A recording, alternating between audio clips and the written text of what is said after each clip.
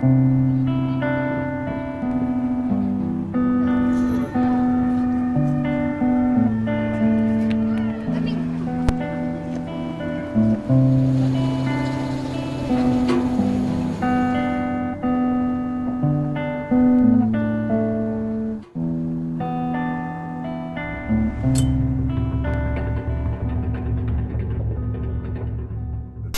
we've got to have the strongest military in the world, and we occasionally have to twist the arms of countries that wouldn't do what we need them to do.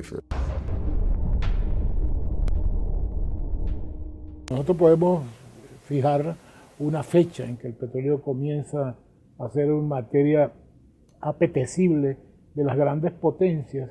Podemos fijar 1911, cuando Winston Churchill, primer lord del almirantazgo británico, ordenó que todos los buques de la Armada Imperial pasaran de carbón a diésel.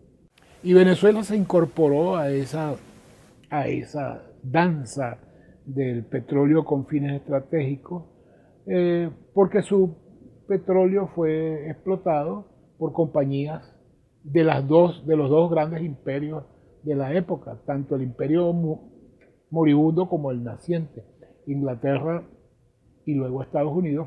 Y desde 1925 hasta 1961-62, la mayor cantidad de petróleo exportado del mundo salía de Venezuela. No Venezuela, sino las compañías petroleras instaladas en Venezuela eran los mayores exportadores de petróleo del mundo. Cuando se funda la OPEP en 1960, Venezuela producía más petróleo que todos sus otros miembros. En el 60 producíamos el doble de lo que producía Arabia Saudita. Y la importancia geopolítica que determinó aquí golpes de Estado, invasiones, amenazas. Guerra. Inglaterra y Alemania atacaron a Venezuela al amanecer. La Guaira, 9 de diciembre de 1902. 15 vapores de guerra alemanes e ingleses invadieron aguas venezolanas y apresaron 6 barcos de guerra venezolanos. Las fuerzas inglesas y alemanas están desembarcando en La Guaira. Están ocupando Maiquetía y Macuto. El presidente Cipriano Castro llama a las armas. La planta insolente del extranjero ha profanado el sagrado suelo de la patria. Denuncia la proclama del presidente de la República, Cipriano Castro. Amanecer del 9 de diciembre de 1902, La Guaira. El motivo supuesto de esta agresión fue que Venezuela no había podido pagar la deuda externa, una deuda externa que venía pues desde cuando éramos colonia de España. Cuando Castro llega al poder viene con un proyecto de país que no existía, que no existió en todos los gobiernos, en todos los presidentes del siglo XIX venezolano. Él llega con una firme decisión de centralizar el poder mediante la administración, mediante un ejército fuerte que solo siga los intereses del Estado. Te llegaba información de que nos querían bloquear, de que era bueno para salir de un gobierno despótico, tirano, que era como lo hacían ver a Castro en el extranjero. Te lo hacían ver como un analfabeta, también por su estatura, por su color de piel. Vemos en periódicos, en revistas francesas, cómo a través de la caricatura mundial se comenzó a ridicularizar a nuestro presidente. Las transnacionales comienzan a inyectar dinero para sacar a Castro del poder.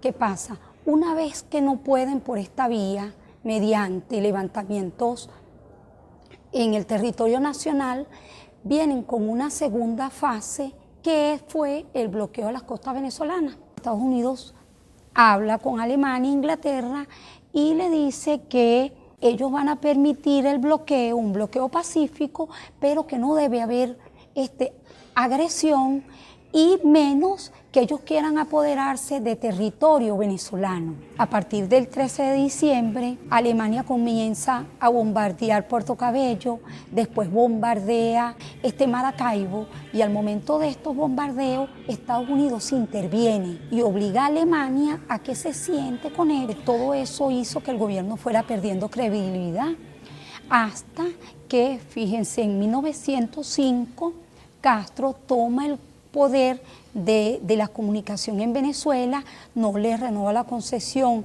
al cable francés.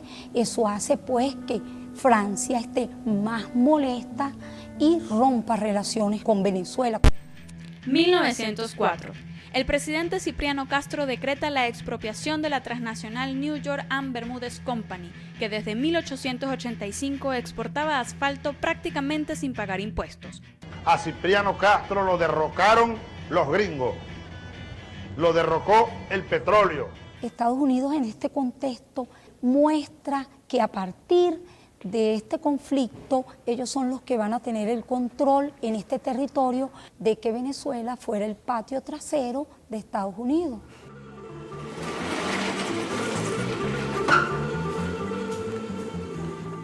Se alza contra el gobierno comandante desconocido y se rinde por ahora. Caracas, madrugada del 4 de febrero de 1992. Urgentísimo. Un comandante paracaidista desconocido se alzó hoy contra el gobierno de Carlos Andrés Pérez. Los rebeldes comandados por el teniente coronel Arias Cárdenas tomaron Maracaibo. Enfrentamientos en muchas ciudades del país. Los revolucionarios atacaron el Palacio de Miraflores y la residencia presidencial de La Casona. El presidente Pérez escapó milagrosamente. El gobierno anuncia que dominó la situación. Un comandante paracaidista llamado Hugo Chávez asumió la responsabilidad del movimiento y se rindió por ahora porque los objetivos no fueron logrados, afirmó el rebelde. Esta fuerza inmensa que es y será el movimiento bolivariano, aliado en un gran frente nacional, donde se integren las diversas fuerzas sociales del país y del continente, por qué no decirlo así, vamos a tomar el poder y vamos a transformar este destino venezolano.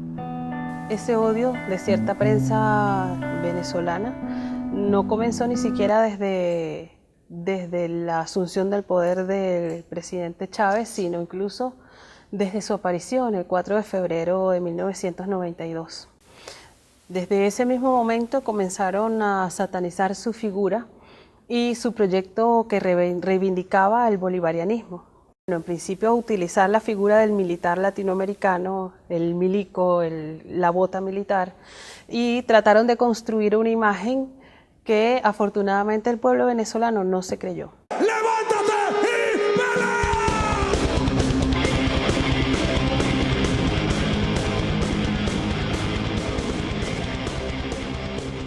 Jamás pudieron tragar la llegada del comandante Chávez. Primero porque era negro, sambo, no tenía un grado, un diplomado, ni formaba parte de la burguesía.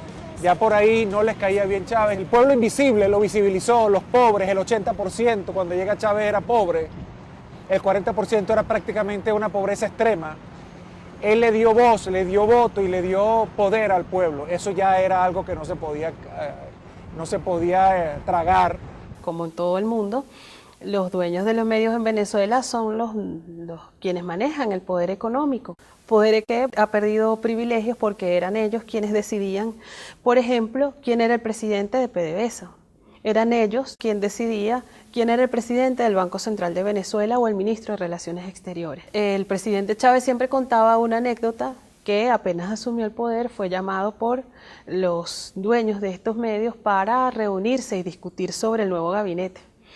Y bueno, Chávez dijo que no, que les había dado un parado y ahí comenzó la guerra mediática, digamos, con más fuerza. Aquí pensaban seguir.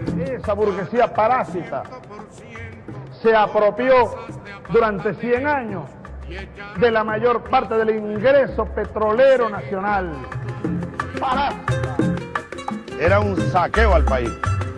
Llegó la revolución y mandó a parar. Como tripulante de cabina queremos dar una solidaridad a bordo de este medio exterior con el destino al aeropuerto internacional de Maracaibo. Pura solista para el despegue.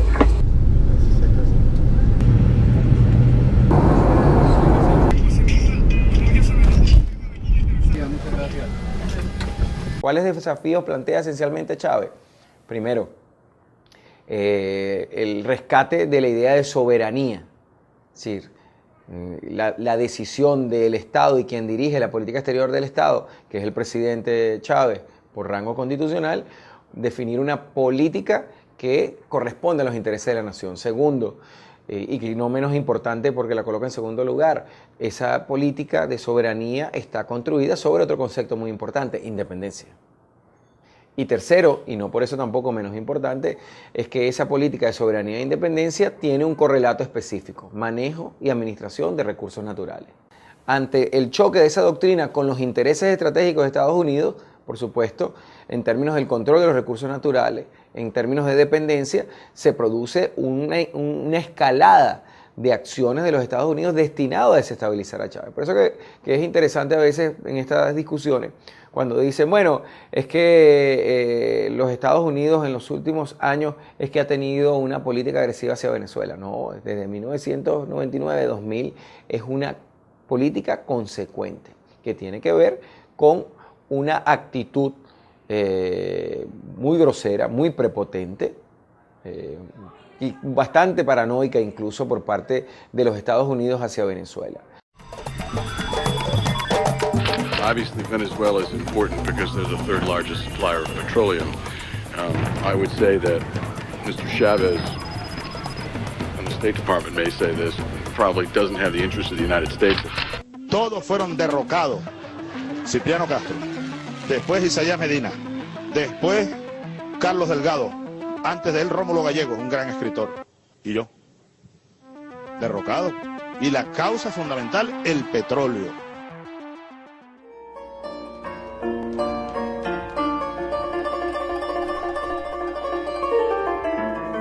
Según British Petroleum, el BP Statistical Review, el mundo hay 1.700.000.000.000 de barriles. En la OPEP está 1.216.000.000, el 71%. Y en Venezuela, con la certificación Ryder Scott PDVSA, estos 298.000 que te decía, equivalen al 17,55% de todas las reservas probadas del mundo.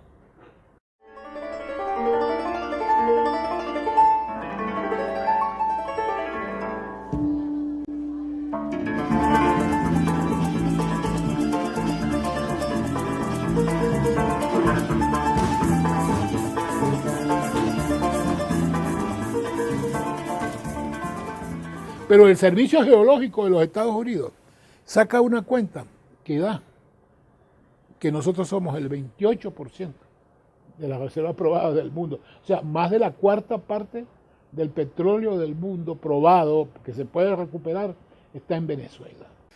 De eso, solo tenemos desarrollado un 4%. Aquí hay yacimientos muy, muy viejos que todavía producen 500.000 de barriles diarios. Yacimientos descubiertos en 1925, en el 56, en el 30, en el 13, en el 55, en el 55. Nosotros tenemos petróleo suficiente para producir en esos campos, sin contar la faja, unos 80 años produciendo 3 millones de barriles diarios. Nosotros tenemos yacimientos que están produciendo. Suata principal produce una cantidad gigantesca. Produce más que Ecuador, un campo. Y va a durar, a esa tasa de producción, 532 años. Aquí hay uno que va a durar 1942 años. Salud amigos, tripulantes de nuestra querida, contaminada y única nave espacial. La misma que, desde la última vez que nos vimos por estos medios, ha dado otra vuelta sobre su eje imaginario y, por supuesto, sigue generando acontecimientos en pleno desarrollo.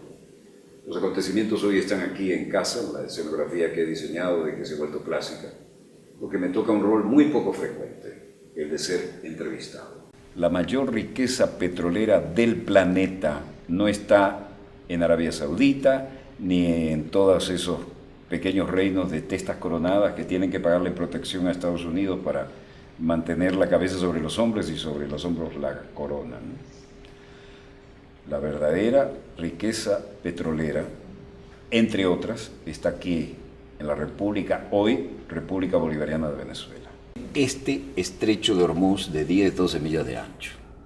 Si uno hunde ahí un gran petrolero, se va al diablo el transporte de 42-45% del petróleo mundial. La ruta larga hacia el gran consumidor, Estados Unidos, es, como estamos viendo, por el mar de Arabia, bajar al sur de África, cruzar el legendario Cabo, subir por el Atlántico, seguir hacia el Caribe por este, y luego de 40-45 días entrarle a Texas. Pero en una situación crítica de riesgo estratégico. La mayor riqueza petrolera del planeta está aquí, pero no está a 45 días, está de 4 a 5 días. 10-1 es la proporción. Por lo tanto, que nosotros hayamos nacionalizado soberanamente nuestras riquezas petroleras ha generado una enorme reverberancia en el sismógrafo de Washington y del Pentágono. Además, los gringos pidieron, los yanquis, ¿no? Pidieron que aceptáramos bases de ellos en el territorio nacional. Hubiera ocurrido en la Cuarta República, pero con el comandante eterno Hugo Chávez Frías se les dijo no, absolutamente no. Y entonces los hermanos, entre comillas, de la patria grande colombianos, se bajaron los pantalones 7 veces al mejor estilo del traidor Santander, con 7 bases gringas. Ahora, ¿qué pasa? Aclaremos que Venezuela no solo tiene petróleo, ¿no? Tiene minerales raros, de los que no se habla, tiene biodiversidad, que es el presente futuro, y tiene algo que probablemente justifique las guerras del futuro: agua, enorme cantidad de agua. Y desde el día que Maduro toma la presidencia, esto no ha parado, esto ha sido un golpe continuado. De hecho, cuando él gana las elecciones, no las reconoce la oposición. A esta oposición totalmente apátrida, que funciona como un ejército de ocupación, comprando conciencias con dólares financiados por los Estados Unidos, ya sin careta, ya de frente, ya el apoyo de norteamericanos es frontal. Y bueno, todo esto nos ha embullido en esta locura que tenemos ahora en Venezuela, nunca antes vista. Esto ha sido inyectado, esto ha sido creado por estas mentes sucias, porque ustedes, por favor, vean la diferencia.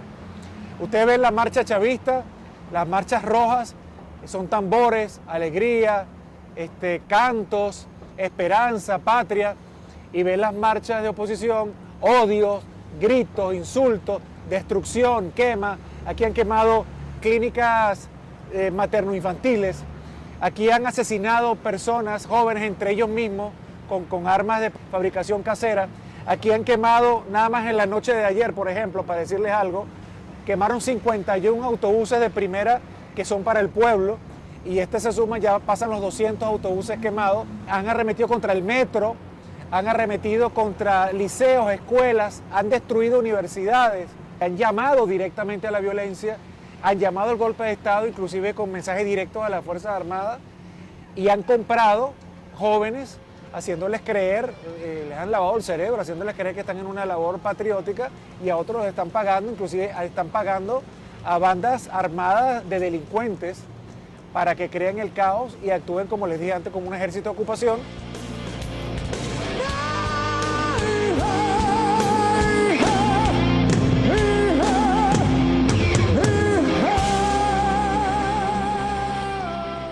Hay una población cautiva, creyendo que ellos efectivamente están luchando por la libertad, que nosotros somos realmente un pueblo oprimido, que nosotros somos realmente un pueblo al que le han quitado todas sus libertades y que antes vivían mejor. Gente que sabe que eso es mentira, pero que ha sido engañada al punto de creerse esa falsa realidad, que con una campaña mediática como la que ha sufrido Venezuela durante 18 años, en otro país ya no estuviera el gobierno revolucionario. Hay un periodismo que no está interesado en la paz, que no está interesado en el diálogo, por ejemplo, sino que desde sus artículos, desde sus programas, intentan profundizar las diferencias que existen en el pueblo venezolano, y si no existen, generarlas, entre, digamos, los dos modelos que están en pugna. El chavismo, que ha presentado un proyecto, un modelo claro, y la oposición, cuyo proyecto es salir del gobierno revolucionario.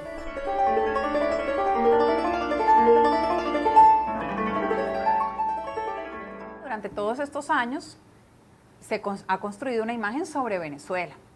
Y es una imagen que se ha distribuido a través de todas las fuentes informativas posibles. Deportistas, artistas, cantantes, es decir, en todas las fuentes informativas tú encuentras información distorsionada sobre Venezuela.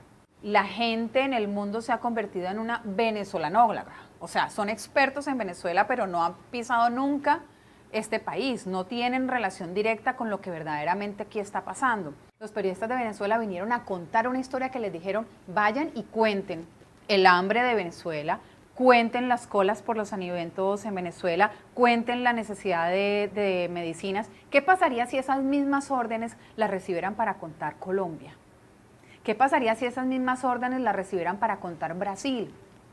¿Qué pasaría si esas mismas órdenes las recibieran para contar México? Pero cuando te mandan a cubrir México, no te mandan a cubrir el hambre, la falta de medicinas, la dificultad para acceder a servicios públicos, no te mandan a contar otras historias. Y eso es lo que está pasando de una manera muy evidente, es muy claro. Los periodistas extranjeros vienen a contar la historia que les han mandado a contar. Las imágenes en vivo de las movilizaciones opositoras en la autopista, en una gran avenida de Caracas, llegan, están retenidos por la Guardia Nacional, hay confrontación, hay gases lacrimógenos. Esa es la imagen que se repite, pero aparte de ese pequeño lugar de Venezuela, están ocurriendo una cantidad de cosas que los medios internacionales no están cubriendo, y no los están cubriendo no porque no sean capaces de cubrirlo o porque no tengan periodistas talentosos, es simplemente porque la instrucción, la orden es venir a cubrir las historias que el medio quiere escuchar. Pero se pierden de algo que está pasando en este país que sí es único,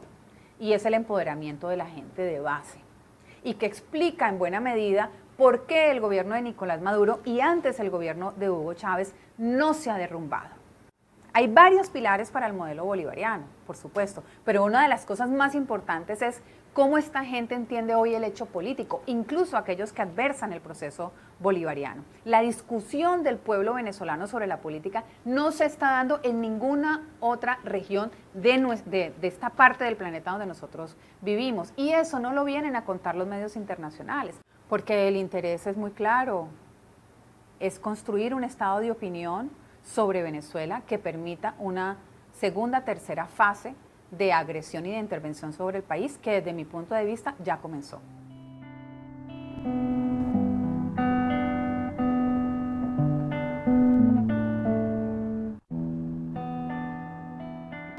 ¿Por qué la oposición insiste tanto en el tema de la crisis humanitaria? Porque en el derecho internacional humanitario existe la figura de la injerencia humanitaria, es decir, un país que sufra hambrunas, terremotos, catástrofes, se produce toda una oleada de intervención humanitaria. En Venezuela no hay que hacer colas, ni están escaseando las frutas, ni las verduras, ni las hortalizas. Pero sí aquellos productos y además son de alto consumo, pero sí aquellos productos que, siendo de alto consumo, la producción está concentrada en un 80% en no más de 2 o 3 empresas, ¿no? Y además productos emblemáticos para la mesa del venezolano, la harina de maíz precocida, el arroz, el café, el azúcar. Nosotros estamos en unos niveles de producción relativamente altos si lo comparamos con la década de los 80, de los 90, incluso en términos per cápita. No es la caída de la producción lo que está explicando las colas de algunos productos, ni tampoco el incremento de los precios. Si de verdad fuese un problema de producción, porque el producto sí se consigue en los mercados ilegales, porque los productos están en los mercados ilegales. Entonces alguien los produjo, alguien los importó, en el caso de que fuesen importados. El Estado capta las divisas por exportación de petróleo, en un 95%. Claro, el Estado le entrega a tasa preferencial las divisas al sector privado para que importe a tasa preferencial, pero cuando hacen la conversión no utilizan la tasa preferencial, utilizan la más alta que ven en el mercado, y la más alta que ven en el mercado es la de ese mercado ilegal, desproporcionada, totalmente manipulada, que tiene un comportamiento, el patrón está asociado a los momentos electorales o de alta conflictividad política. El año 2014 se entregaron el Estado le entregó a la industria farmacéutica alrededor de 2.500 millones de dólares anuales para importar medicamentos. Ya desde el 2013 se estaba comenzando a observar la escasez de medicamentos. Ahora, el año 2004 se entregaron alrededor de 900 millones de dólares. La diferencia es grande, ¿no? De 900 a 1.400. Los venezolanos no nos hemos enfermado tanto en 10 años para justificar ese incremento. Entonces ahí es donde decimos, no es un problema de la asignación de divisas, no es un problema de la falta de recursos. Si bien los recursos del 2012 para acá han disminuido por la caída del precio del petróleo, la asignación de alguna forma se ha mantenido en términos relativamente superiores a los históricos. Es decir, no se justifica la escasez por esa vía. Todas estas agresiones económicas, que además son contra el pueblo, no son contra la economía, son contra un pueblo, tienen una intencionalidad política y generar una desestabilización social, mucho malestar, porque hay que ver lo que angustia, ¿verdad? Buscar un medicamento y no conseguirlo, que también, bueno, lo hemos venido diciendo, la guerra económica no está sola, está acompañada de una guerra psicológica y de una guerra comunicacional que la potencian. O sea, se crean los hechos, pero luego se desvía la responsabilidad de los hechos en una campaña comunicacional y psicológica, donde se muestra que la culpa es de un modelo socialista fracasado, cuando más bien son prácticas que han manipulado estos mercados. Algo similar ocurrió en Chile, en la época de Salvador Allende, entre el año 70 y 73, largas colas para conseguir bienes esenciales, pero los niveles de producción nunca cayeron, los niveles de importación tampoco. Luego que cae Allende, empiezan a aparecer los productos, pero que dicho por el propio Nixon y digamos las instrucciones que daba era hacer chillar la economía, porque lo que no quería era que se consolidara un gobierno distinto, un sistema distinto al capitalista, y que lograra mostrar y que pudiese mostrar sus logros.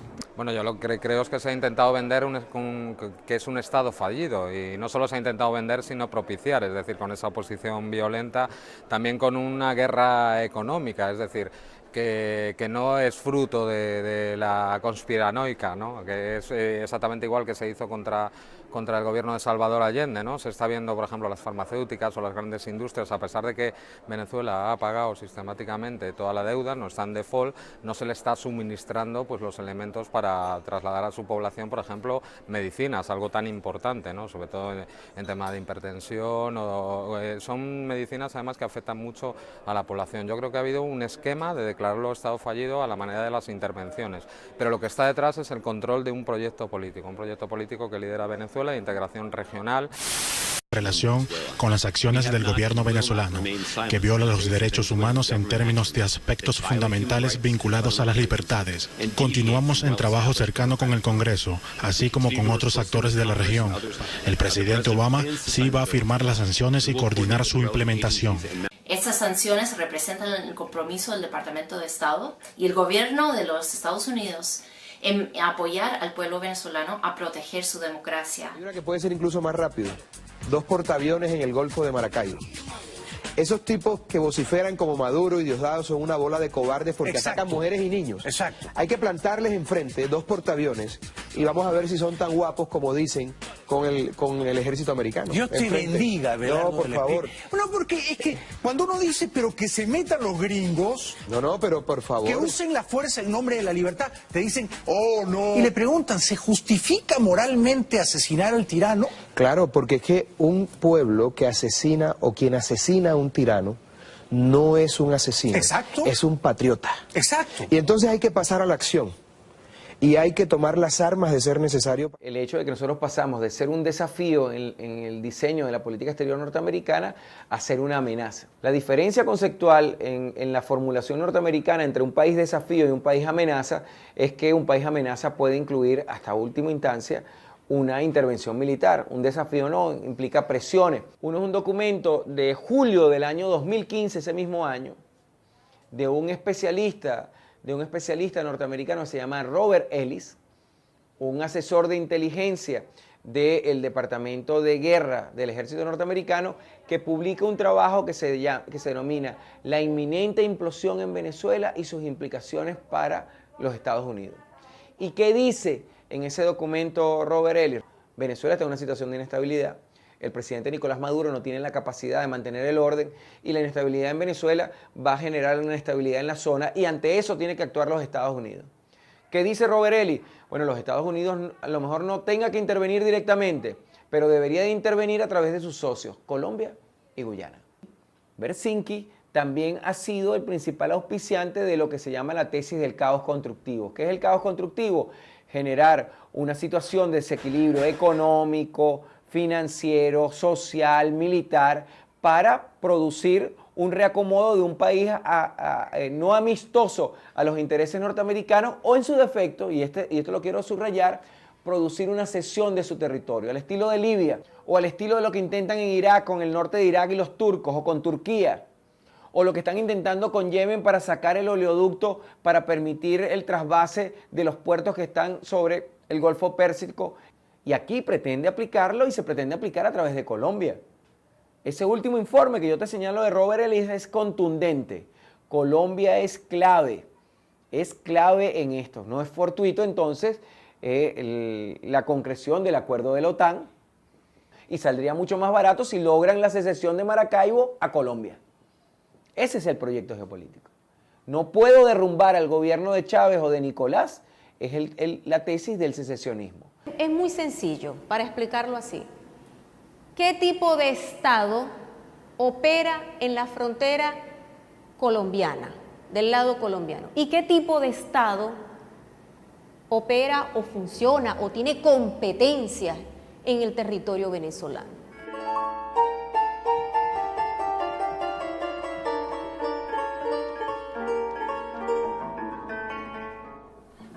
Venezuela históricamente ha pagado, ha cubierto una deuda social de los gobiernos colombianos con la población. En estas últimas 2 décadas, el crecimiento nos ha llevado a considerar una población de cerca de 6 millones de colombianos. ¿Por qué se vienen los colombianos a Venezuela? En estas últimas 2 décadas, fundamentalmente, porque los procesos de orden social que desarrolla el gobierno venezolano tienen que ver con la atención al ciudadano, indistinto de su condición, de dónde haber nacido, y los colombianos se sienten mucho más atraídos y beneficiados. Uno, porque hay un escenario geográfico donde pueden llegar y van a tener la cobertura de orden social, cultural, económico, incluso político. El gobierno colombiano no ha logrado entender la dimensión o no quiere entender la dimensión de lo que significa sostener una franja de colombianos tan importante. Y el gobierno colombiano, que ha asumido el paramilitarismo como una política de Estado, ha sido coautor del proceso de desestabilización que se genera en Venezuela.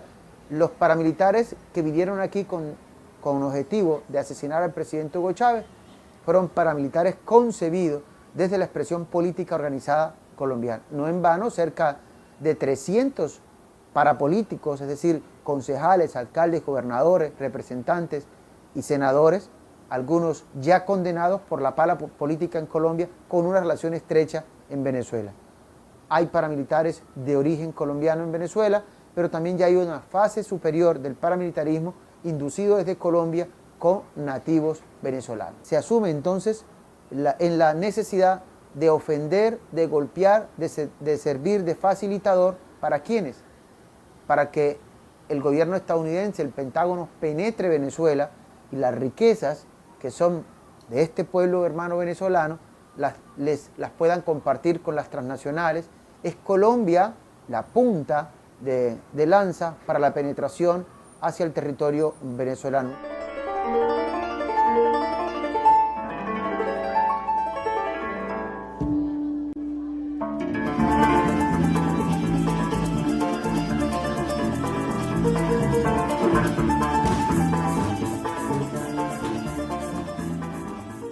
Obama nos caracterizó como una amenaza extraordinaria e inusual. Trump está súper de acuerdo con eso y nos menciona directamente en ese Energy Plan, America First Energy Plan. Ahí menciona Venezuela, Irán, Rusia. Objetivos así de que...